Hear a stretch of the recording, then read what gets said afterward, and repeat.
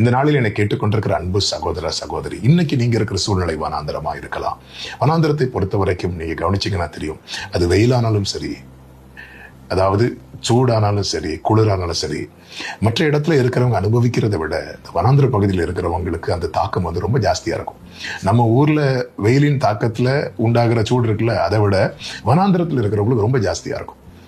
அதே போலதான் குளிர். நம்ம ஊர்ல குளிர் காலங்களிலே உண்டாகிற அந்த குளிரை விட வனாந்திரத்தில் இருக்கிற குளிர் ரொம்ப ஜாஸ்தியா இருக்கும். அதனாலதான் இஸ்ரவேலரை வனாந்திரத்தில் நடத்தும் போது அவர் பகல்ல மேக ஸ்தம்பம், அதாவது வெயிலின் தாக்கத்துக்கு தப்புறதுக்கு, இரவிலே அக்னி ஸ்தம்பம், குளிருக்கு தப்புறதுக்கு எவ்வளவு அழகா நடத்தினார் பாருங்க. அவங்க மற்றவங்க சந்திக்கிற பிரச்சனையை விட வனாந்திர வாழ்க்கை அனுபவத்தில் இருக்கிறவங்க சந்திக்கிற பிரச்சனை பெருசு. இப்படி பல போராட்டங்கள் நடுவில் இருக்கிறவனுக்கு இன்னொரு வாழ்க்கை குறித்து யோசிக்கவே முடியாது. ஆனால் இந்த நாளில் எனக்கு கேட்கிற அன்பு சகோதரா சகோதரி, கர்த்தர் உங்க வாழ்க்கையில் ஒரு வனாந்திரத்தை அனுமதிச்சிருக்கிறாருன்னா சொல்லுங்க, அறிக்கைப்படுங்க, இந்த வனாந்திரத்தில் இருந்து எனக்கு ஒரு துவக்கம் இருக்கிறது. இந்த சூழ்நிலையிலிருந்து கர்த்தர் ஒரு துவக்கத்தை வைத்திருக்கிறார். கர்த்தரை நம்புங்கள். சூறை செடிக்கு கீழே போதும் என்று சொல்லிதான் எலியா படுத்தான். ஆனால் அந்த செடி கீழே இருந்து அவனுக்கு ஒரு துவக்கத்தை வைத்தார்.